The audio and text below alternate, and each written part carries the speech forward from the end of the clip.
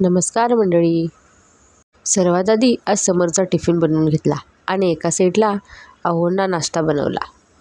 मग नंतर त्याला स्कूलमध्ये सोडून आल्यानंतर जेवणाची तयारी केली. मी इथे आज शेपूची भाजी बनवणार होते. म्हटलं तुमच्याशी शेअर करावी. तर मी इथे गॅसवर कढई ठेवून त्यात 2 पळी तेल घातले. मग त्यामध्ये थोडेसे जिरे घालून त्याला तडतडू दिले. मग त्यात बारीक एक हिरवी मिरची चिरलेली टाकली. मग थोडासा लसूण टाकला आणि मग एक बारीक चिरलेला कांदा. त्याला छान असे परतून घेतले. मग त्यानंतर इथे स्वच्छ धुवून बारीक चिरलेली शेपू घातली आणि तीही छान परतून घेतली. मग त्यामध्ये चवीपुरतं मीठ घालून तेही परतून घेऊन त्याला 5 मिनटं झाकून ठेवले. त्यानंतर त्यामध्ये शेंगदाण्याचा कूट घातला. मी इथे सिंपल अशी शेपूची भाजी बनवली होती, तरीही ती खूप छान झाली होती. तुम्ही एकदा नक्की ट्राय करून बघा. चवीलाही खूप छान लागते.